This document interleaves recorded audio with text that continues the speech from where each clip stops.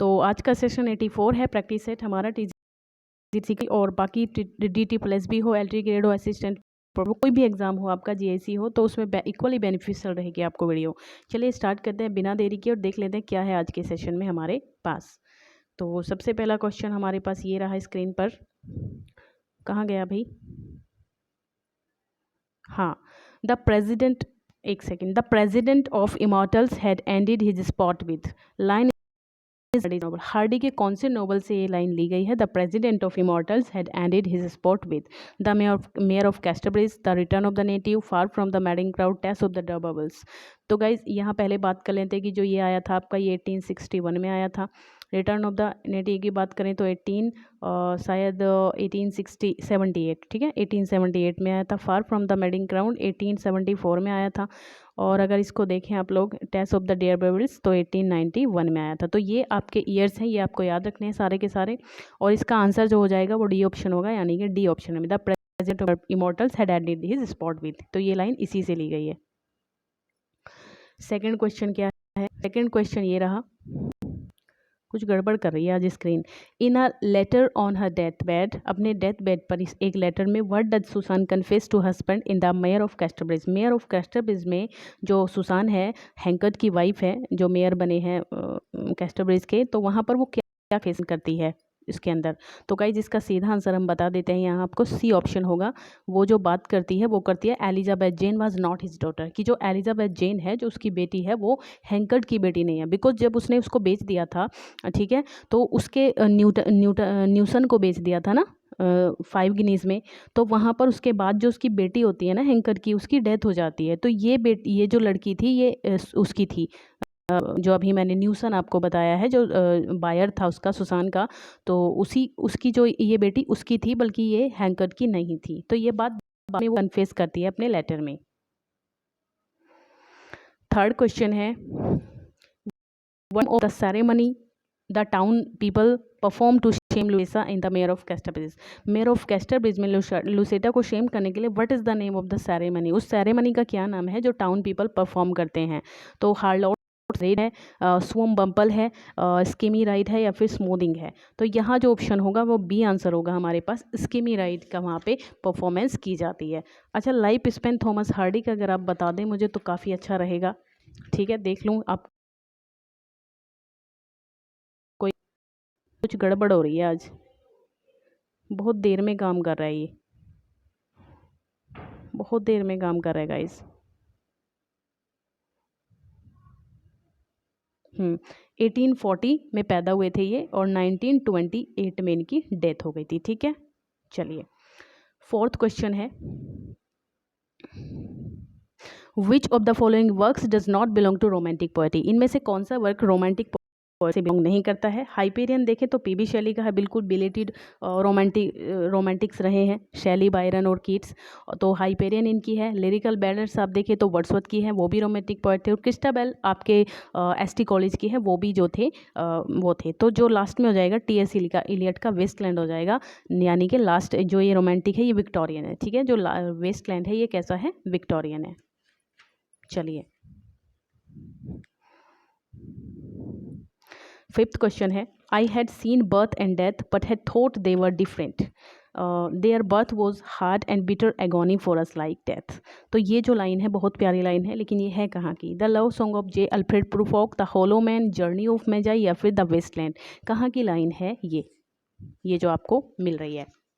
तो इसका जो आंसर होगा गाइस ऑप्शन सी होगा, यानी कि जर्नी ऑफ मेजाई की लाइन है, जो कि TS इलियट की पोयम है। अच्छा, TS इलियट 1822 में ये पैदा हुए थे, और 1888 में इनकी 1888 में पैदा हुए थे, और उसके बाद इनकी डेथ कब हुई थी ये भी आपको पता होना चाहिए। ठीक है, 1888 में अर्नोल्ड की डेथ के टाइम इनका बर्थ हुआ था, और 1965 में इनकी डेथ हो गई थी। 1888 में ये पैदा हुए थे, तो ये आपको याद रखना है।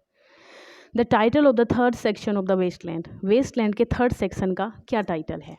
तो वैसे आपको पता होना चाहिए, एक ट्रिक है इसकी बहुत बढ़िया सी, और भी पहले भी आपने देखा होगा इसको, BGFDW, ठीक है, burial of dead, game of chess, fire sermon, ठीक है, डेथ बाय वाटर और व्हाट द थंडर सेड। तो यहाँ पे पूछा गया है थर्ड, यानी कि ये है थर्ड एफ पे आता है, तो इसका मतलब है द फायर सरमन, यानी कि बी ऑप्शन हमारा आंसर होगा। Why not leave me alone, critics, friends, visiting cousins, every one of you. मतलब क्यों नहीं मुझसे जो है दूर हो जाते हो तुम सब लोग, मुझे अकेला क्यों नहीं छोड़ देते हो? क्रिटिक्स, फ्रेंड्स, विजिटिंग कजिन्स या फिर एवरी वन ऑफ यू। तो ये किसका है गाइस? तो ये एन इंट्रोडक्शन की ये एन इंट्रोडक्शन है बाय कमला दास। ठीक है, कमला दास की एक बहुत ही बेहतरीन सी पोयम है एन इंट्रोडक्शन, तो उसी का है ये। ठीक है, ये इनकी ऑटोबायोग्राफिकल है।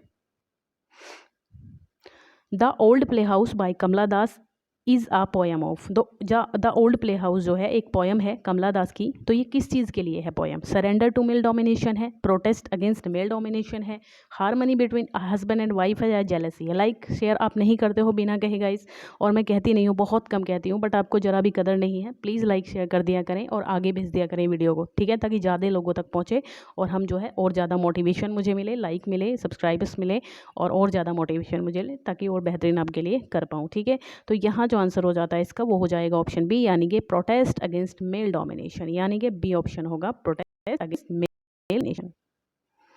चलिए, गंगू ऑकर्स इन मुल्कराज आनंद। मुल्कराज आनंद के कौन से नॉवल में हमें गंगू जो कैरेक्टर है वो मिलता है? तो इसका जो आंसर होगा वो हो जाएगा आपका ऑप्शन बी, यानी कि two leaves and a bird. Two leaves and a bird. Coolie को देखें तो ये 1935 में आया था। ठीक है, और ज़्यादा की मुझे, चलिए देख लेते हैं।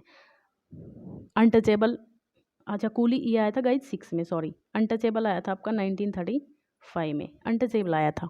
ओके, तो ये जो बात हो रही है two leaves and a bird की हो रही है। चलिए, ये शायद 40 के आसपास आया था, two leaves and a bird. The name of the priest who makes improper suggestions to Sohini in Mulkraj Anand untouchable, sorry. तो मुल्कराज आनंद का जो अनटचेबल था 1935 में आया था, उसमें जो एक प्रीस्ट थे उनका क्या नाम था? इम्प्रॉपर सजेशन जिन्होंने सोहिनी के लिए दिया था, तो उनका नेम यहाँ पर आपको सजेस्ट बताना है मुझे। तो गाइज कालीनाथ, ठीक है, कालीनाथ जो था वो उनका नाम था, यानी कि सी ऑप्शन पे जाएंगे। Who is the author of the poem enterprise? Enterprise नाम की पोएम जो थी उनके ऑथर कौन थे? तो कमला दास हैं, इज़ेकिल हैं, रामानुजन है, फिर मुल्कराज आनंद। तो गाइज इज़ेकिल, ठीक है, निसिम इज़ेकिल की एक बहुत ही प्यारी सी पोएम है। ठीक है, चलिए। Inversion is the change of the word. Inversion word का चेंज होता है, कोई भी सेंटेंस जैसे हम उसमें वर्ड ऑर्डर को चेंज कर दें, जैसे वर्ब पहले ले आए सब्जेक्ट बाद में ले आए, इस तरीके से कर दें, वरना वैसे तो नॉर्मली सब्जेक्ट पहले आते हैं। तो कुछ चीज़ें हैं जो हम वर्ड ऑर्डर को अगर हम मतलब बदल देते हैं तो उसको हम इन्वर्जन कहते हैं, लेकिन इसका दूसरा भी नाम है, ठीक है, रिटोरिकल इफेक्ट के लिए, ताकि वो अच्छा लगे, इसलिए हम थोड़ा चेंज कर देते हैं। लेकिन अनोदर क्या होता है, तो हाइपर बैटन भी कहते हैं इन्वर्जन को, ये आपको याद रखना है। The phrase willing suspension of disbelief, disbelief occurs in, कहाँ पर ऑकर होती है? Willing suspension of disbelief. तो ये बायोग्राफिया लिटरेरिया में हमको मिलती है, जो कि एसटी कॉलेज की है। ठीक है, एसटी कॉलेज। ठीक है गाइस, चलिए। इनकुनाबुला, इनकुनाबुला किसको कहते हैं? इनकुनाबुला। तो गाइस इनकुनाबुला जो है, सीधा आंसर पे जाएंगे, book censored by Roman empire, ये नहीं है, बी ऑप्शन है।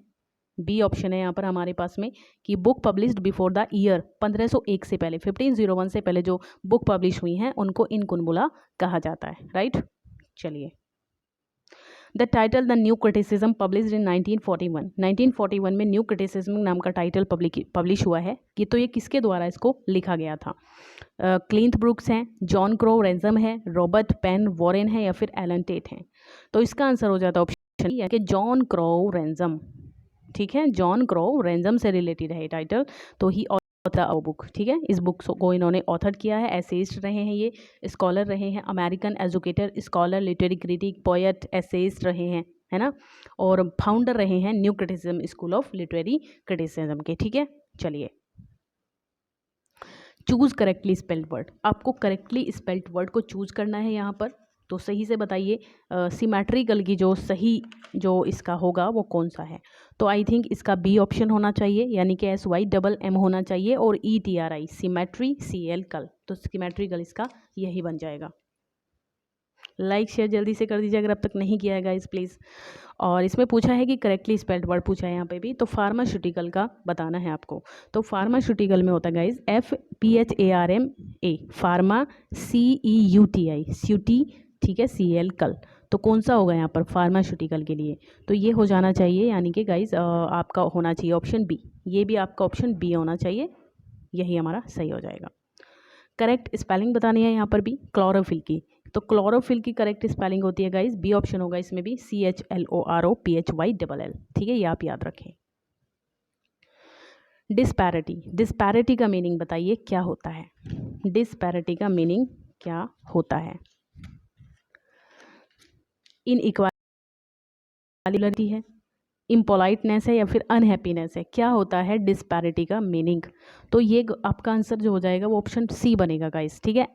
नहीं, ऑप्शन सी नहीं, सॉरी, ये बनेगा आपका ऑप्शन कौन सा? ए बनेगा, इनइक्वालिटी, ठीक है। डिस्पैरिटी मतलब आप समझ लीजिए पेयर, पैरिटी से मतलब समझ लीजिए पेयर, ठीक है। पेयर, पेयर कैसा होता है? बिल्कुल एक जैसी चीज़ों का पेयर होता है। डिस मतलब बिना एक जैसी चीज़ें, तो ये कोई इनइक्वालिटी हो जाएगा, ऐसे आप आइडिया लगा सकते हो। 20 क्वेश्चन है परस्यू। अच्छा, परस्यू का मीनिंग आपको बताना है। To lie under oath, to argue convincingly, to read thoroughly, to look for the clues. कौन सा होगा इसमें परस्यू का आंसर? तो परस्यू होना चाहिए आपका ऑप्शन सी, यानी कि something in a careful way, ठीक है। Read something in a careful way, यानी कि to read thoroughly, to read thoroughly होता है परस्यू।